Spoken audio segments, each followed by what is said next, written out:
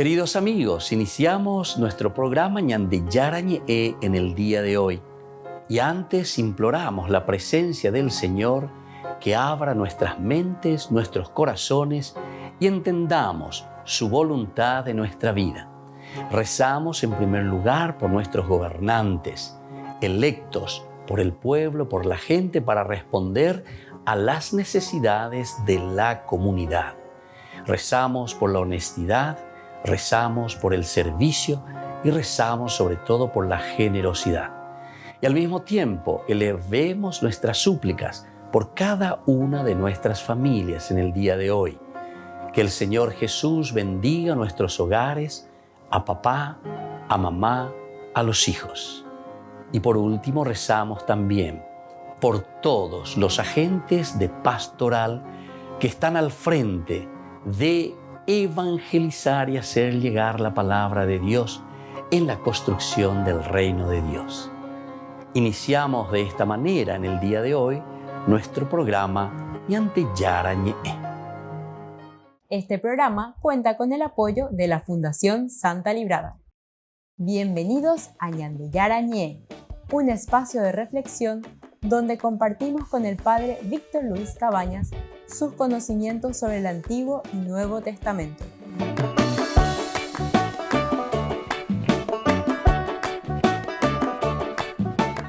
Comercial San Cayetano patrocina este espacio de evangelización.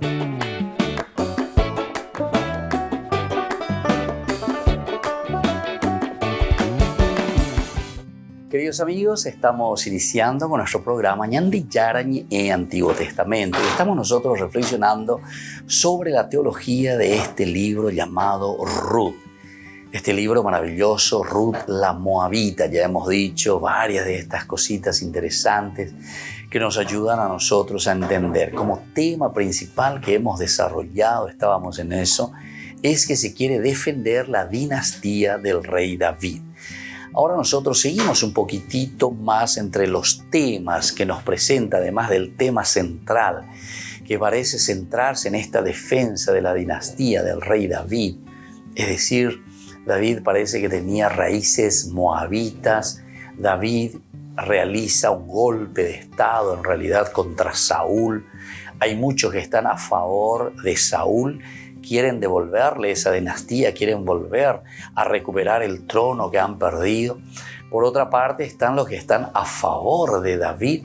Y entonces así, toda esta literatura que nos va enseñando y nos está diciendo cómo Dios lo ha elegido a David, cómo es que David llega a subir al trono, cómo es que David llega entonces incluso teniendo posiblemente raíces extranjeras, es decir, su bisabuela Ruth, porque Ruth es la bisabuela de David, es una moabita.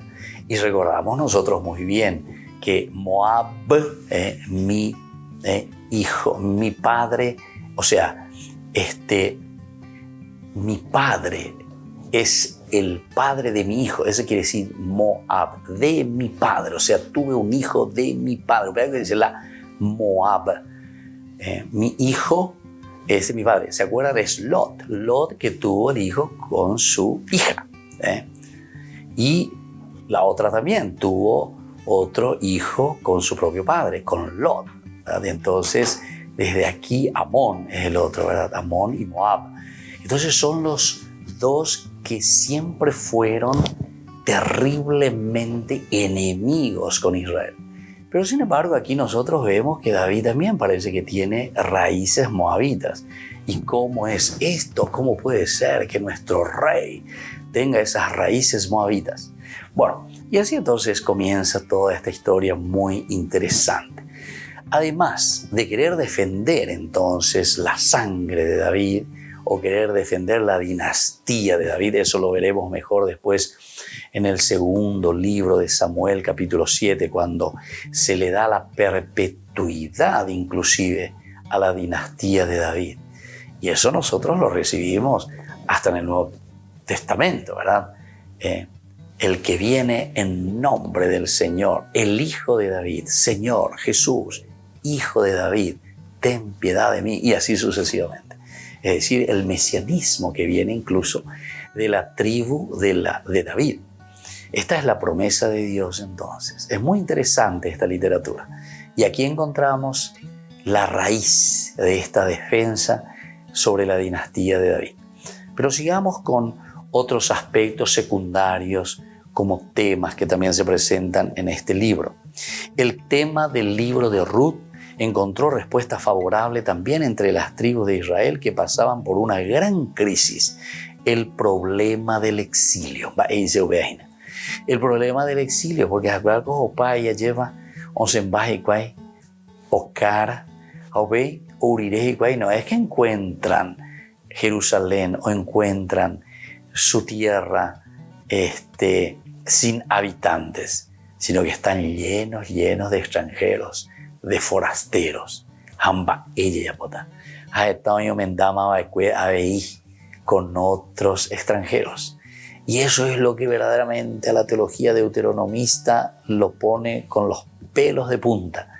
Porque ellos, después de haber meditado, reflexionado, se dan cuenta y dicen: nosotros fuimos al exilio por culpa de haber ido detrás de otros dioses. Amado Erula, otros dioses, otros principios, otros valores, quienes nos llevaron a perder todo lo que nosotros teníamos. Y justamente los extranjeros, los que trajeron otros dioses.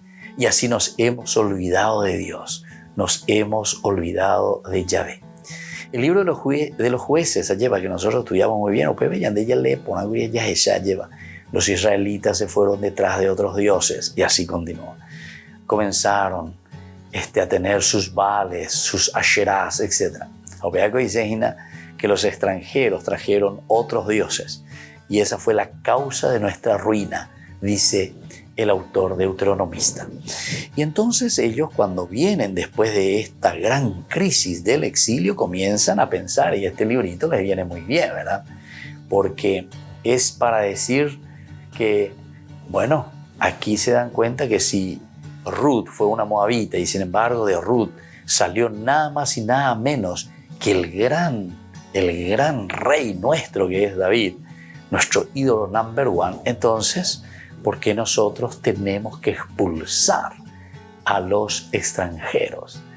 Incluso también había toda una normativa de Esdras y Nehemías después del exilio justamente.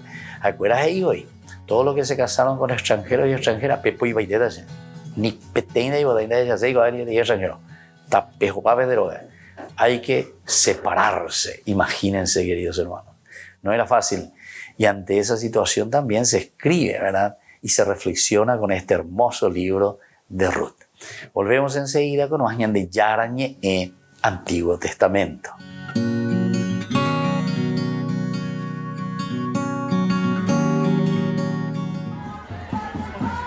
Tras la revocación del derecho constitucional al aborto por parte de la Corte Suprema de los Estados Unidos, los manifestantes siguen reuniéndose a sus puertas.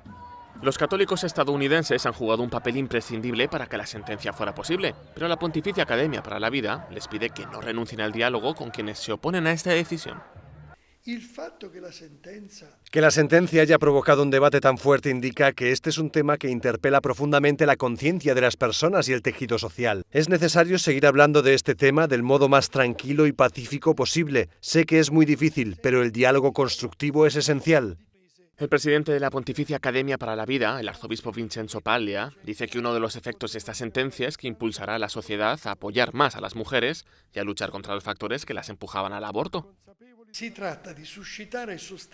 trata de despertar y mantener la responsabilidad de la sociedad ante los derechos de las mujeres, su deseo de maternidad y promover las condiciones que se lo permitan a partir de la educación en la afectividad, cómo vivir la sexualidad siendo conscientes de todas sus implicaciones y cómo superar las desigualdades y las injusticias, a veces gravísimas, que favorecen la elección del aborto. Pero por encima de todo, el presidente de la Pontificia Academia para la Vida insiste en que los católicos deben defender el derecho a la vida, mucho más allá del aborto, y asegurándose de que todas las personas viven con dignidad. Debemos luchar por esto, para que cada deseo de abortar se transforme en un posible deseo de embarazo, pero también para que tener un arma sea lo más raro posible. Tener tantas armas a mano es una grave amenaza para la vida.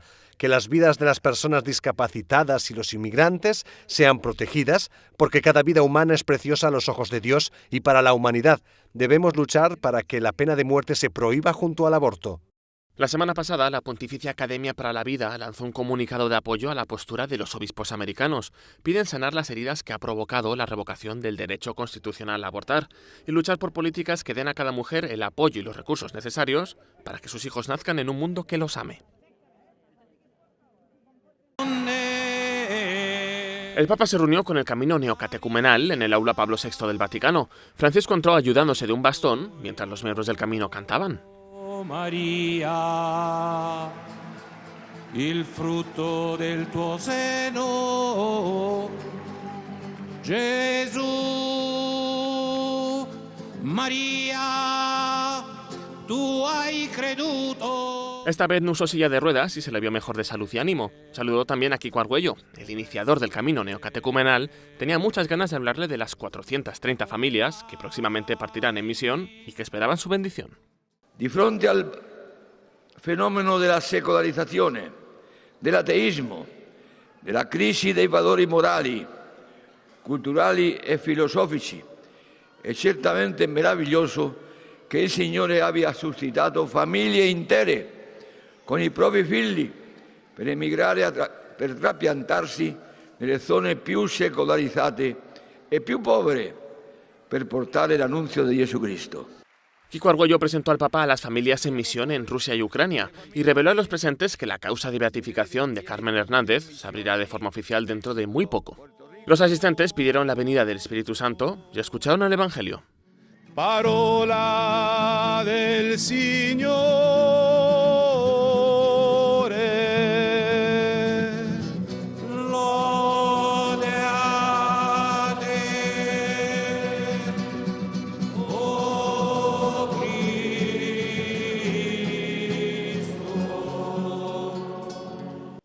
Francisco después les contó la historia de la evangelización. Dijo que la riqueza multicultural es propia de la Iglesia. Es un valor en el que el Camino Neocatecumenal hace mucho hincapié. Tutti uguali in quanto alla fede. Dio Padre, il Figlio, lo Spirito Santo, il Figlio che si è incarnato, è morto e risorto per noi. Lo Spirito che ci aiuta e ti fa crescere. La stessa fede, ma tutti con la modalità della propria cultura o della cultura del posto dove è stata predicata la fede. Y les pidió que fueran obedientes y hicieran todo en comunión con los obispos de allá donde fueran. Tutto nella Chiesa, niente fuori della Chiesa. Questa è la spiritualità che deve accompagnarci sempre. Predicare Gesù Cristo con la forza dello Spirito nella Chiesa e con la Chiesa. Por último, el Papa bendijo los crucifijos de los presentes y varias familias subieron a saludar a Francisco en representación de todo el camino. La Santa Sede anunció que su secretario de Estado, el cardenal Pietro Parolin, viajará a las capitales de República Democrática de Congo y Sudán del Sur del 1 al 8 de julio. El comunicado señala que el viaje se realizará para demostrar cercanía del Papa a las poblaciones de estos dos países. Francisco tenía previsto visitarlos del 2 al 7 de julio. Sin embargo, a principios de mes, el Vaticano anunció que lamentablemente a causa de sus molestias en la rodilla, el Papa se vio obligado a posponer el viaje. La próxima cita internacional de Francisco será a finales de julio. Visitará Canadá y por el momento el viaje se mantiene.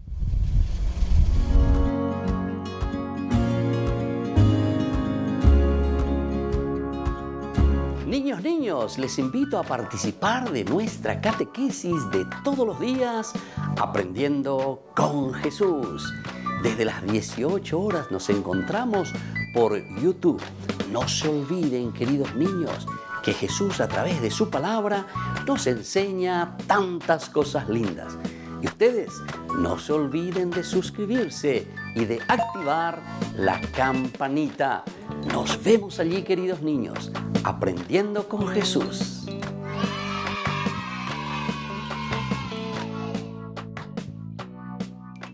Queridos amigos, les invito a todos a participar de los cursos bíblicos Ñande Yarañe e Antiguo Testamento. A través de YouTube visite nuestra biblioteca virtual Ñandeyarañe'e Antiguo Testamento. Y les invito a todos a suscribirse y a activar la campanita. Nos vemos allí. Ñandeyarañe'e Antiguo Testamento.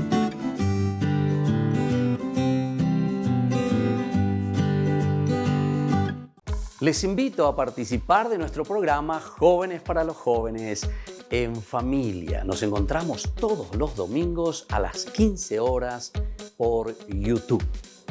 Allí participamos y encontramos a jóvenes venidos de distintas latitudes de nuestro país con sus ideales, con sus proyectos, con sus actividades, con sus esperanzas y principalmente con sus testimonios de vida. Les invito a acompañarnos todos los domingos por YouTube, Jóvenes para los Jóvenes en Familia.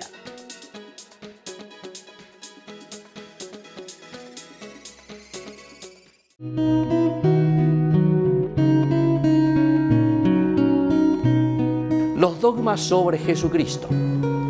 Jesucristo es el verdadero Dios, según San Juan capítulo 10:30, e Hijo de Dios por esencia. El dogma dice que Jesucristo posee la infinita naturaleza divina con todas sus infinitas perfecciones por haber sido engendrado eternamente por Dios. Jesús posee dos naturalezas que no se transforman ni se mezclan. Es decir, Cristo es poseedor de una íntegra naturaleza divina y de una íntegra naturaleza humana. La prueba está en los milagros y en el padecimiento. Cada una de las naturalezas en Cristo posee su propia voluntad física y su propia operación física. Existen también dos voluntades físicas y dos operaciones físicas de modo indivisible, de modo inseparable y de modo no confuso. Jesucristo, además de hombre, es el Hijo natural de Dios. El Padre Celestial, cuando llegó la plenitud de los tiempos, envió a los hombres a su Hijo, Jesucristo. Cristo nos rescató y reconcilió con Dios por medio del sacrificio de su muerte en la cruz. Jesucristo quiso ofrecerse a sí mismo a Dios Padre como sacrificio presentado sobre el altar de la cruz en su muerte. Al tercer día después de su muerte, Cristo resucitó glorioso de entre los muertos. Al tercer día, resucitado por su propia virtud, se levantó del sepulcro. Cristo subió en cuerpo y alma a los cielos y está sentado a la derecha de Dios Padre. Esto según San Marcos. Lo encontramos en el capítulo 16, 19. También San Lucas nos habla en el capítulo 24, 50. También encontramos en Hechos de los Apóstoles, capítulo 1, del 9 al 11. La carta de Pablo también, Efesios 4, 7 al 13. Resucitó de entre los muertos y subió al cielo en cuerpo y alma. Soy el Padre Víctor Luis Cabañas. Nos vemos a través de nuestras redes, Facebook, Instagram, YouTube. Y no se olviden de activar la campanita. Nos vemos allí.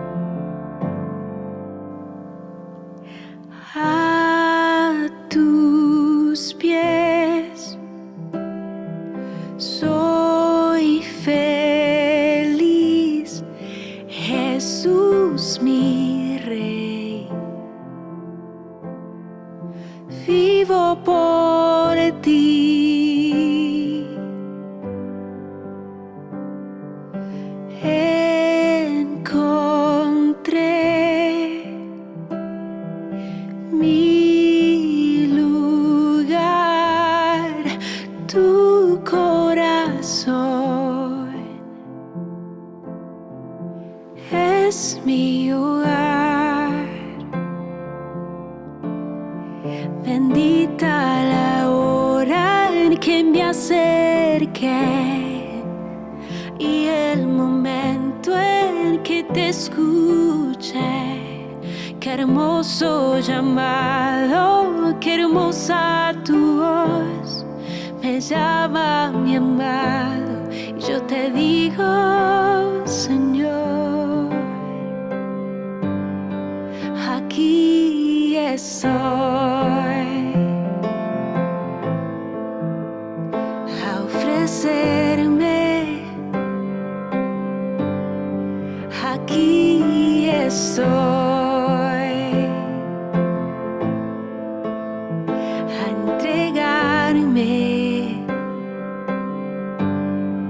aquí estoy a servirte.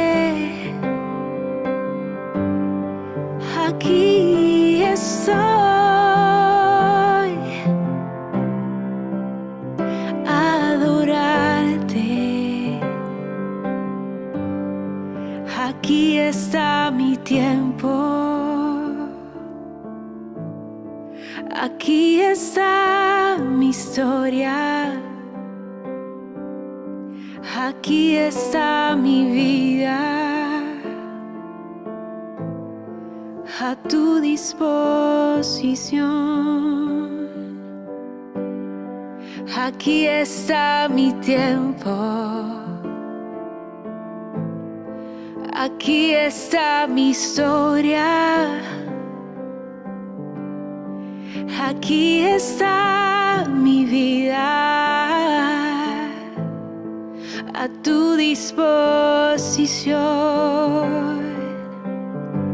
Mi vida es tuya, Señor.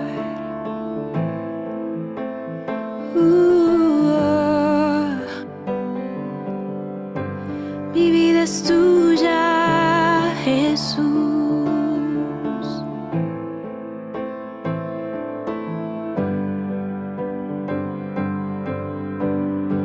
Aquí estoy a ofrecerme. Aquí estoy a entregarme. Aquí estoy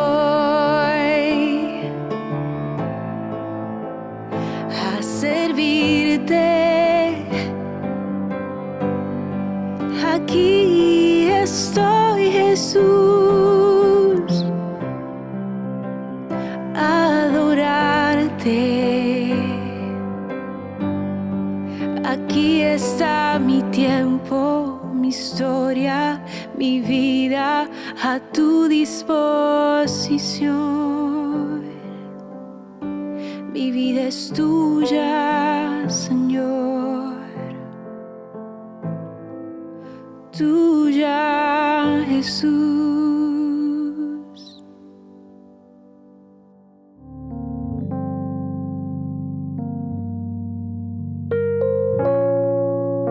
Queridos amigos, seguimos con Ñandi Yarañi en Antiguo Testamento. Nosotros comenzamos con este autor, Matthew, decíamos, él mira en este libro de Ruth como tres objetivos principales. El primero, decíamos, el resaltar, el darle la importancia a esa ley del levirato.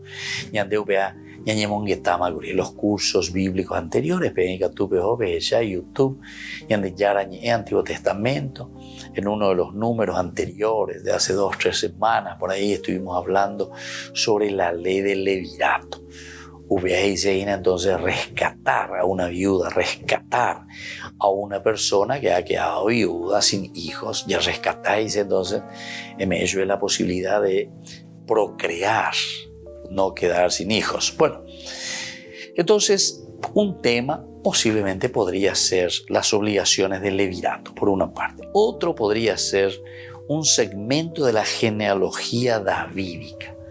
Es decir, aquí a través de esa genealogía, Peopacueteoma, toda una historia maravillosa que nos lleva después con estas narraciones, nos lleva a lo central y lo fundamental que sería el aspecto genealógico para decirnos y salvar a la figura, ¿verdad?, de David en este caso. Bueno, el aspecto genealógico.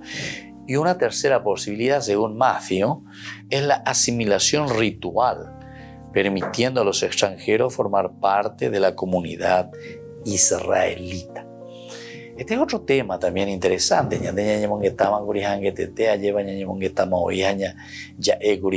No puede ser, pues, ¿verdad?, que lo que sucedió, sobre todo con Esdras y Nehemías, porque parece yo, gobernador y sacerdote, con todo. ¿Y ellos qué es lo que están pidiendo y qué es lo que están queriendo? La humildad y la extranjera. Pepoita se la vende, mena de la vende en viejo, extranjero, extranjera, pemondo pajoa. Ave, ñandé, da yei posta y la extranjero. Era entonces una ley demasiado dura, ¿verdad? Evidentemente que esto nunca se pudo poner en práctica, ¿verdad? Lo que ellos estaban pidiendo es, como nosotros decimos hoy con esa terminología, veras al olmo, porque no es que se casaron hoy y mañana o le decís pellepo y mejor. No, recordemos que ellos están viniendo del exilio 586, ellos están volviendo en el 538, pasaron muchos años y entonces ciertamente aquí en esta sociedad la mezcla, la unión con personas extranjeras se fue dando. Porque también no había nada en ese momento, o sea, ese país quedó devastado. Aquí entonces fueron entrando otras personas, fueron viniendo otras personas. Y como no había alguien que rigiese, ¿verdad?, que gobernase el país, evidentemente eso era un caos al comienzo. O sin ser caos, se volvió en una ciudad donde no había quien gobierne, ¿verdad? Recién al volver se comienzan a reorganizar, sobre todo el aspecto político. Pero pasó mucho tiempo también para eso, porque al volver en realidad los que van a asumir la organización y el aspecto, ¿verdad?, social, económico, cultural de toda la nación, al final van a ser los sacerdotes, porque todo va a girar desde ese momento en torno al templo. Antes era en torno al rey, mientras existía el rey, aparecían los profetas en torno a los reyes, etc. Ese era el aspecto religioso, pero era el rey, al final de cuentas, a quien se le echaba toda la culpa de lo que sucedía. Sin embargo, desde este momento, al volver después del exilio, ahí no hay más rey, no hay más nadie. Aquí hay un gobernador. Bueno, entonces cuando vuelven estos dos, Esdras y Nehemías, que es el sacerdote y el gobernador, pero la fuerza principal en torno al aspecto religioso, en torno al templo, Hasta incluso nosotros sabemos, ¿verdad?, que todo lo que se escribe en la Biblia, por ejemplo, dice Ciro, que les dio la posibilidad, vayan a Jerusalén a reconstruir el templo, ¿viste? O sea, hasta en eso nos hace pensar que lo importante y lo principal después del exilio fue la cuestión religiosa. Es así como se fue reconstruyendo el país, Israel. Con algo ya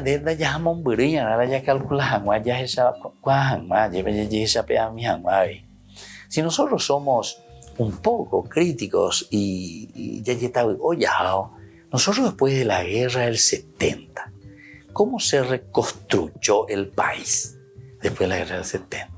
Y del aspecto religioso, Upepe ya reconstruí la ñandeneta. Entonces fíjense, por ejemplo, los vicentinos cuando volvieron era un pedido, pero a gritos, que vengan a hacer algo. Y por amiango, solamente los que se entregan por vocación, los que vienen por vocación, los que vienen haciendo su servicio voluntario, que esto, que aquello, estilo la ONU, miango, Y sin embargo, se les pedía a las congregaciones religiosas, los vicentinos, después enseguida ya vinieron los salesianos, Monseñor Lasaña, umía la muñepenoa, o reconstruye la nación, el Paraguay, después del 1870. Y entonces, esto hay que tener en consideración, ¿verdad? O sea que no, es una cosa muy extraña. Cuando ellos están volviendo del exilio, ¿quiénes son los que van a reconstruir de nuevo Jerusalén, Israel? Y es en torno al templo. Desde ahí entonces se comienza el templo. Y luego, poco a poco, se van asumiendo de nuevo los roles civiles, políticos ya de su provincia. Volvemos enseguida con más Ñande Yarañe en Antiguo Testamento.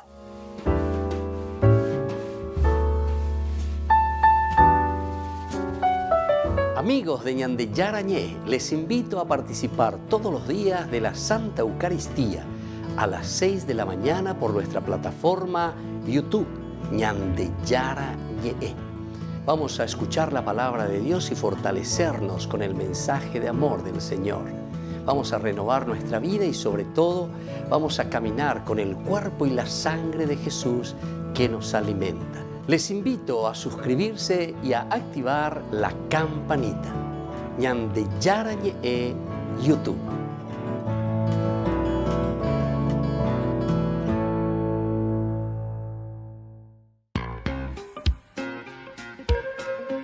En la ciudad de Luque, la economía se llama Supermercado San Cayetano. Compruebe sus precios bajos en productos cárnicos de primera calidad. Panificados, verduras, vegetales, frutas, artículos de bazar, ferretería, ropería. Supermercado San Cayetano, Humaitá 168, Casi Capitán Vado, ciudad de Luque.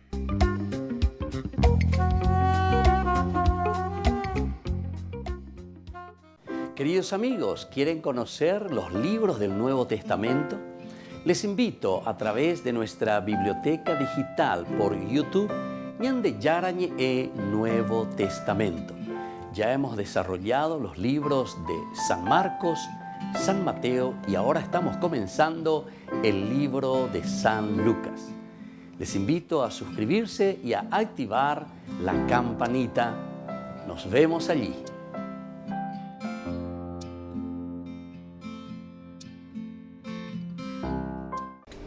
Les invito a formar parte de la Fundación Ñande Yarañe. Con su aporte nos está ayudando a la evangelización de las familias. Sus aportes lo pueden hacer a través de Giros Tigo y también a través de la cuenta de la Fundación Ñande Yarañe. Que el Señor Jesús les bendiga y multiplique su generosidad.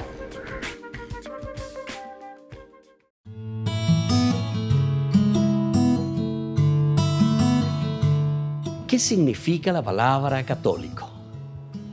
Muchas personas se suelen preguntar sobre el significado de la palabra católico. Tantos otros hermanos nuestros, también siendo católicos, desconocen este significado. El origen de la palabra católico proviene del griego katolikos, que se latinizó luego en católicos. Significa universal, que en sí mismo significa en relación a, o lo que afecta al mundo entero, o lo que se refiere a la gente en general. Esto quiere decir que abarca todo, es la amplitud de la comprensión, la amplitud general, el contener todo lo que es necesario. Por lo tanto, significa toda la gente en todos los lugares, teniendo todo lo necesario, teniendo toda la revelación y por todo el tiempo. Este es el significado que nosotros encontramos de la palabra católico.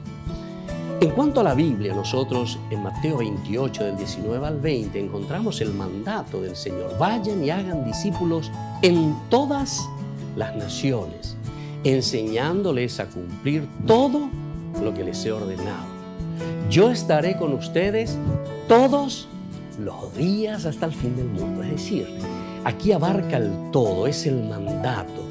El cristiano es católico entonces por antonomasia, es decir, por esencia, por mandato del Señor, lo todo, lo universal. Y esta es una declaración de la universalidad, el católicos, el catholicus católica. San Agustín, uno de los grandes padres de la Iglesia y de los grandes pensadores, en su carta a Vicencio presenta que él no solo argumenta por el nombre, ¿verdad? No afirmo, dice, sino que la Iglesia de por sí debe extenderse a través de todo el mundo, simplemente porque la Iglesia, dice, la comunidad es católica, es decir, el mandato del Señor a anunciar la noticia a todos. Y él decía, pongo mi prueba de su difusión en las promesas de Dios y en los oráculos de la Sagrada Escritura. Pero San Agustín al mismo tiempo deja bien claro que la sugerencia de que la Iglesia fue llamada católica fue debido a que la Iglesia observaba todos los mandamientos de Dios y administraba todos los sacramentos de la Iglesia de la comunidad. Y esto sobre todo se origina en tiempos de los donatistas. Estos ya eran sectarios. Y da a entender que esta era una opinión con la que él mismo se debatía. Una vez más entonces, la demostración de la unidad de la Iglesia construida sobre una base dogmática es fundamental. Y entonces cada uno de nosotros debe remitirse verdaderamente a el significado profundo y verdadero de este mandato del Señor. Entonces nosotros nos preguntamos, ¿por qué somos católicos? ¿Y qué nos diferencia de los protestantes? Tal como mencionamos, la Iglesia fue fundada por el mismo Jesucristo, nombrando a Pedro como cabeza de la Iglesia, siendo los papas llamados sucesores de Pedro. Y aquí está entonces la institucionalidad, pero de una universalidad. Él mismo ha venido entonces a nombrar, a formar y a enviar a una iglesia que debe ser siempre católica, como decíamos, por antonomasia. Significa por esencia. Soy el Padre Víctor Luis Cabañas. Nos vemos a través de nuestras redes, Facebook, Instagram, YouTube. Y no se olviden de activar la campanita. Nos vemos allí.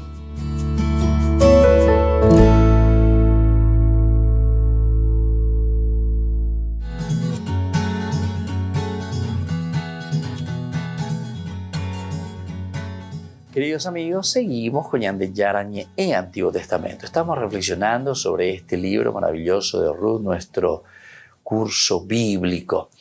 Aquí decíamos que tal vez, como otra propuesta, una segunda propuesta, el objetivo principal del que escribió el libro de Ruth era el de criticar, ¿verdad?, las políticas después del retorno del exilio. Había una política muy dura de parte de Esdras y Nehemías que decían que se tenían que divorciar o directamente se prohibía el matrimonio mixto con extranjeros. ¿Por qué? Porque los extranjeros estaban trayendo una religión fuera de la que tenía Israel en ese momento, el Dios único, el Dios Yahvé. Y entonces con la invasión de los extranjeros también venían estas influencias religiosas, porque la religión es una manera de religarnos a nuestra propia existencia. Entonces tiene una manera diversa de encontrarnos o de buscar o de formar la sociedad. Entonces Esdras y Nehemías dicen, no, si nosotros fuimos al exilio fue justamente por eso, porque hubo una gran disgregación entre nosotros, ya dividipa, llevan año entendebéis, cada uno y coñacana, etcétera, etcétera. Después entonces ya no teníamos más fuerza, año entendebéis, entonces cualquiera puede venir a hacer cualquier cosa contra nosotros. Opealo y coacueña o pegar el año de ya la exilio. Bueno, ese es el pensamiento entonces del Deuteronomio. Pero aquí, ante esta situación, algunos autores dicen que el libro de Ruth en realidad no es una polémica en este tono. O sea, no es que notamos demasiado tampoco como una pelea, ¿verdad?, aquí contra esta gente. Al contrario, se presenta muy positiva este libro de Ruth. En el capítulo 4, versículo 6, podría haber sido el momento en que el autor presentase el caso de prohibición a causa de la raza, que sin embargo no lo hace. El tema de que Ruth sea extranjera se ve considerablemente debilitado desde un inicio por la forma en que se presenta su relación con Yahvé como su Dios e Israel como su pueblo. Entonces aquí tal vez no se presenta, ¿viste?, en boca de Ruth o en boca del extranjero o la extranjera, porque Ruth es la única extranjera, ¿verdad?, que aparece aquí, después todos son judíos, ¿verdad? Con la boca de Ruth en ningún momento se presenta como viniendo a hacer guerra o a hacer polémica, al contrario.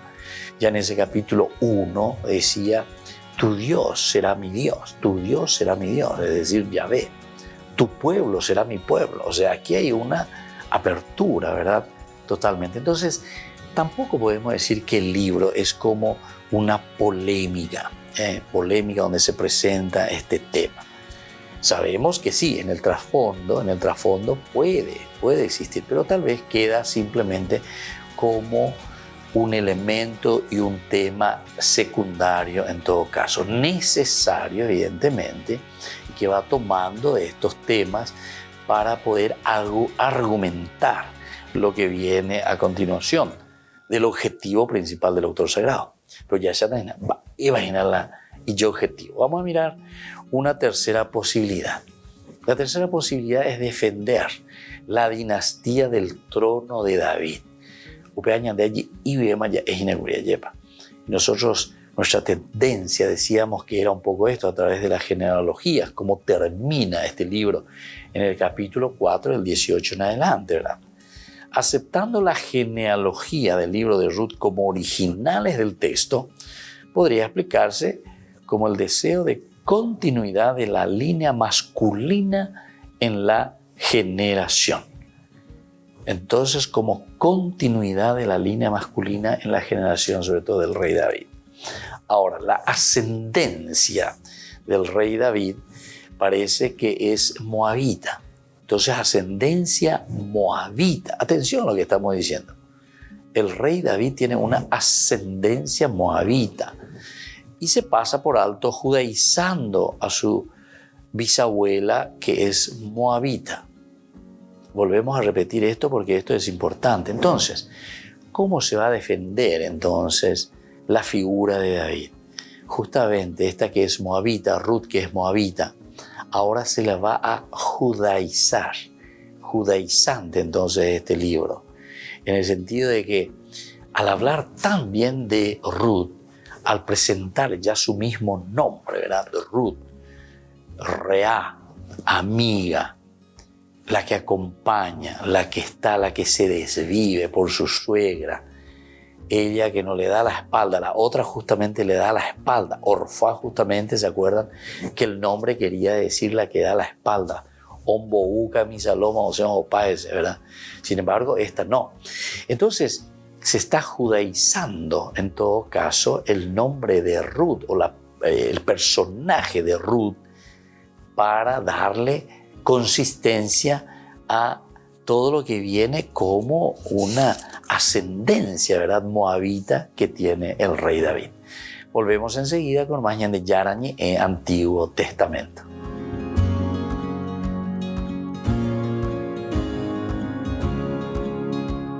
Les invito a participar de nuestro programa Jóvenes para los Jóvenes en Familia. Nos encontramos todos los domingos a las 15 horas por YouTube.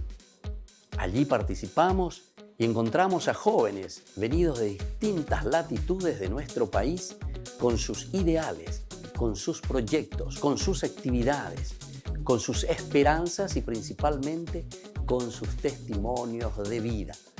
Les invito a acompañarnos todos los domingos por YouTube, Jóvenes para los Jóvenes en Familia.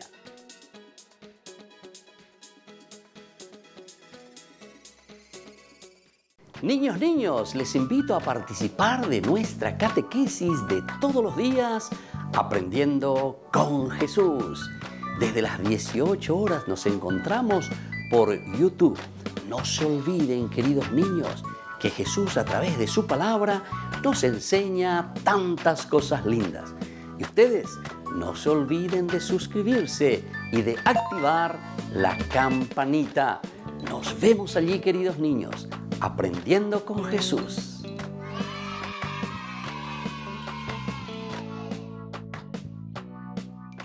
Queridos amigos, les invito a todos a participar de los cursos bíblicos Ñande Yarañe e Antiguo Testamento.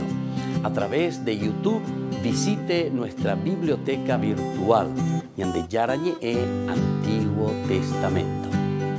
Y les invito a todos a suscribirse y a activar la campanita. Nos vemos allí. Ñande Yarañe e Antiguo Testamento.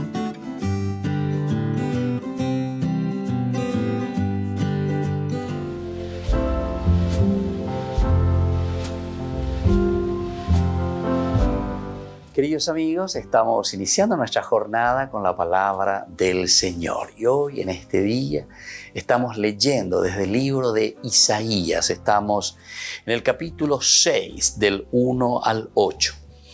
El año de la muerte del rey Osías, yo vi al Señor sentado en el trono, elevado y excelso, y las orlas de su manto llenaban el templo. Unos serafines estaban de pie por encima de él. Cada uno tenía 6 alas. Con 2 se cubrían el rostro y con los 2 se cubrían los pies, y los 2 volaban. Y uno gritaba hacia el otro: Santo, Santo, Santo es el Señor de los ejércitos. Toda la tierra está llena de su gloria. Los fundamentos de los umbrales temblaron al clamor de su voz, y la casa se llenó de humo. Yo dije: ay de mí, estoy perdido, porque soy un hombre de labios impuros y habito en medio de un pueblo de labios impuros. Y mis ojos han visto al Rey, el Señor de los ejércitos.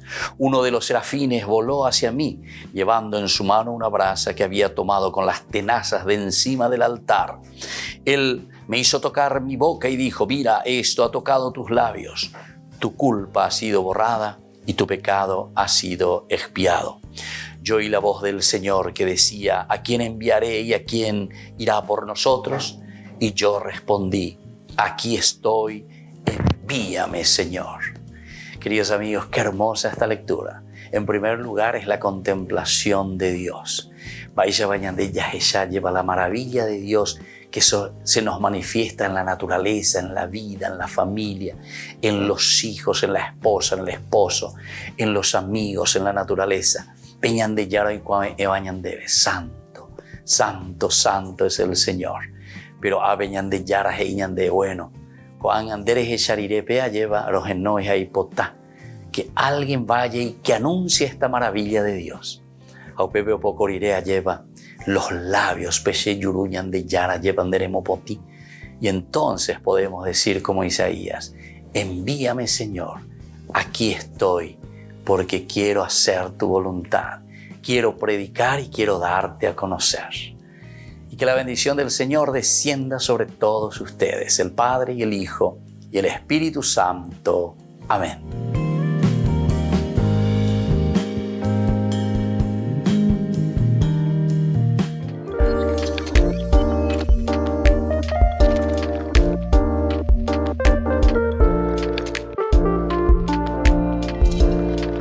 El sacramento de la confirmación. ¿Qué es este sacramento? Ya dijimos que es un signo ciertamente de algo que nosotros vemos, sacramentum. Por eso la confirmación es un sacramento en el que nosotros confirmamos nuestra fe. Y de cierta manera estamos reafirmando también el camino que nosotros hemos tomado desde nuestro bautismo, en nuestro paso aquí por la tierra. Lo que nosotros nos hemos comprometido con nuestra propia fe. ¿Qué pasa si no confirmo mi fe? Tenemos que recordar, si decíamos que el sacramentum de por sí es ese signo visible, algo que nosotros mostramos. Por lo tanto, si nosotros no confirmamos nuestra fe, estamos demostrando que tampoco estamos viviendo o estamos en este camino de un compromiso real en nuestra vida cristiana. De cierta manera, nosotros estamos diciendo que no estamos aceptando ese llamado de Dios. De cierta manera, nosotros estamos diciendo que dejamos de lado lo elemental y lo fundamental de nuestra vida cristiana, Confirmar la fe significa comprometerse. Confirmar la fe significa hacer un camino de santidad, porque el Señor Jesús lo que quiere de nosotros es que seamos felices, que nos realicemos. Y eso significa vivir plenamente la confirmación. Significa adherirse totalmente al Señor. Una de las preguntas que siempre realizan es: para casarme, Padre, ¿tengo que confirmarme? Si decíamos nosotros que el sacramentum es ese signo que nosotros demostramos porque nos adherimos verdaderamente, es un signo visible, algo que se ve en nuestras actitudes, en nuestra forma de ser. Ciertamente que para llegar al sacramento del matrimonio es importante el haberse ya confirmado, pero ciertamente que no es un requisito obligatorio. Pero si estamos haciendo un camino de fe, tenemos que recordar que Jesús no nos obliga, sino que Jesús nos ofrece. La vida del Evangelio siempre es una buena noticia. Evangelio es una propuesta, la que nosotros libremente aceptamos y nos adherimos a vivir ese camino de fe. Por lo tanto, todo lo que es obligación simplemente no nos lleva a nada. Pero si nosotros queremos hacer también un sacramento del matrimonio, ciertamente que nosotros, antes que nada, tenemos que estar iniciados en nuestra fe. Recordemos que son 3 los sacramentos de la iniciación a la vida cristiana: el bautismo, la Eucaristía y confesión y la confirmación. Estos elementos que nosotros disponemos, estos sacramentos, es decir, aquello que es visible para nuestra vida, nos ayuda para luego tomar las otras decisiones. La decisión principalmente del matrimonio y la decisión también del orden sagrado. Estos son los estados de vida, pero para eso entonces nosotros tenemos que haber confirmado nuestra fe. Tendríamos que nosotros estar en este camino de la fe para tomar opciones libres y sobre todo para hacerlo de acuerdo al proyecto del Señor. ¿Cómo puedo ayudarle a alguien que todavía no se ha confirmado? Es una pregunta también muy importante. Nosotros conocemos seguramente algunos amigos, algunas personas que no se han confirmado. En primer lugar, tenemos que entender, siempre decimos nosotros, explicatio terminorum. El problema es que si nosotros queremos exigir por exigir simplemente algo, hacer por hacer en un sentido ritualista, no vamos a convencer a nadie, ni tampoco le estamos dando el sentido de lo que verdaderamente significa ese sacramento. En realidad, si nosotros queremos ayudar a alguien, en primer lugar, tenemos que reflexionar y entender lo que significa este sacramento de confirmar mi amor a Jesucristo, confirmar mi proceso y mi camino de santidad. Confirmar, es decir, donde yo digo, como propuesta del Evangelio que Jesús me ha dejado, yo confirmo, yo reafirmo, yo me adhiero totalmente y quiero seguir en mi vida cristiana viviendo de acuerdo a esta propuesta de Jesús. Les invito a todos a seguirnos a través de Facebook, Instagram, YouTube. Nos vemos allí.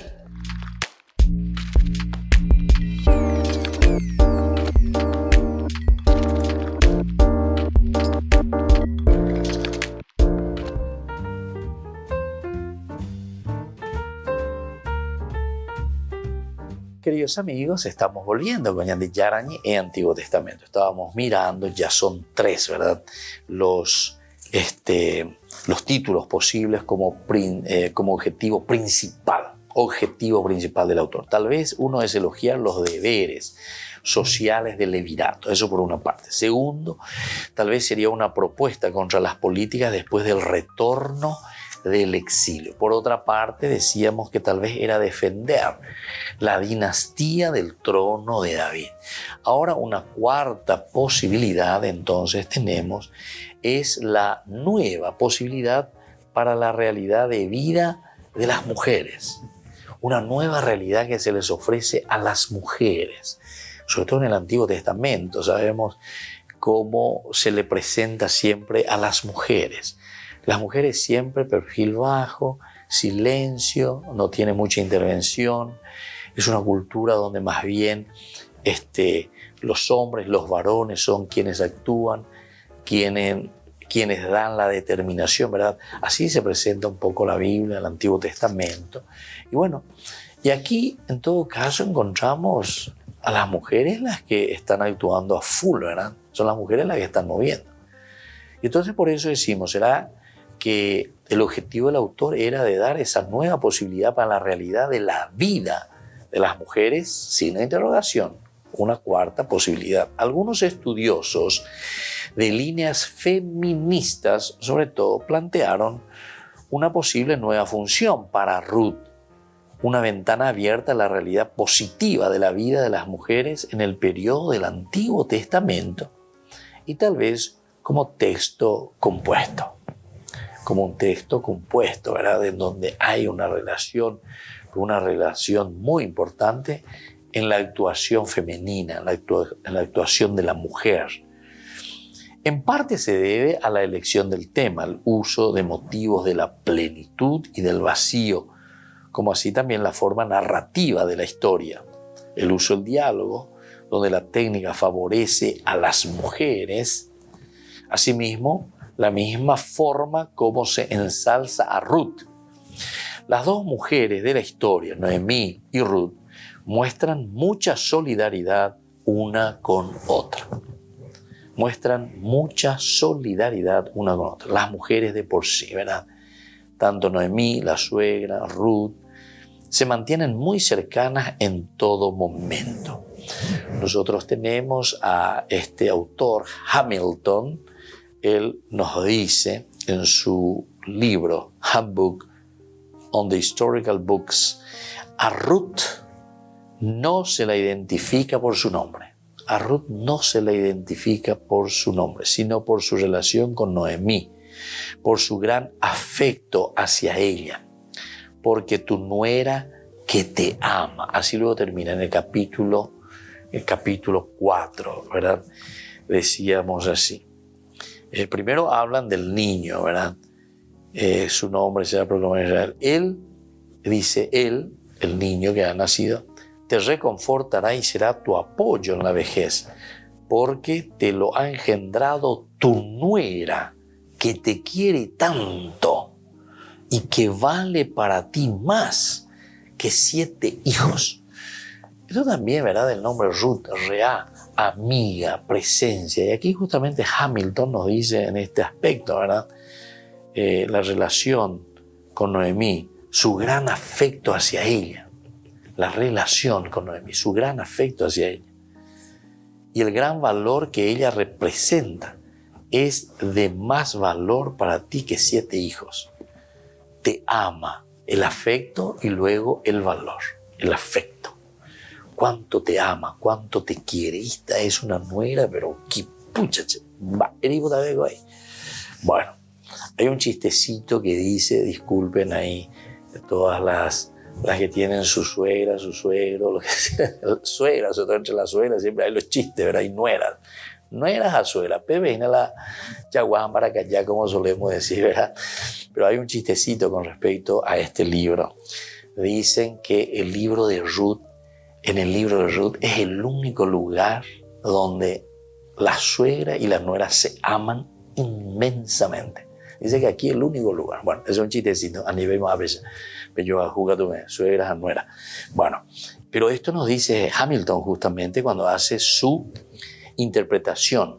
Aquí lo importante dice la relación justamente que existe, porque cuando el autor sagrado dice, primero habla del hijo, él te reconfortará y será tu apoyo en la vejez, porque te lo ha engendrado tu nuera que te quiere tanto.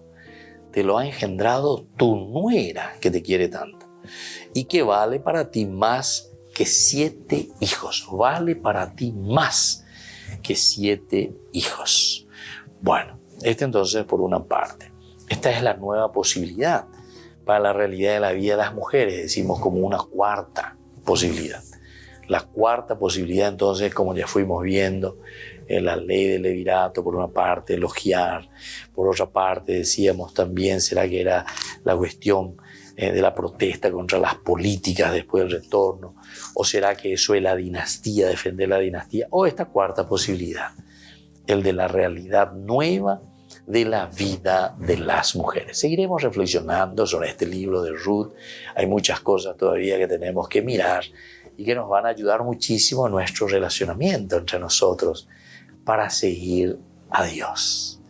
Y que la bendición del Señor descienda sobre ustedes, el Padre y el Hijo y el Espíritu Santo. Amén. Hasta la próxima con más Ñan de Yarañe Antiguo Testamento.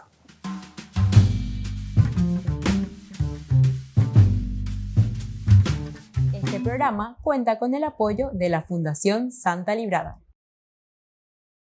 Con esto concluimos nuestro programa Ñan de Yarañe con el Padre Víctor Luis Cabañas. Les invitamos a todos a seguirnos todos los días por los medios de comunicación y también en nuestras redes sociales, Facebook, Instagram, YouTube. Que Dios los bendiga y proteja.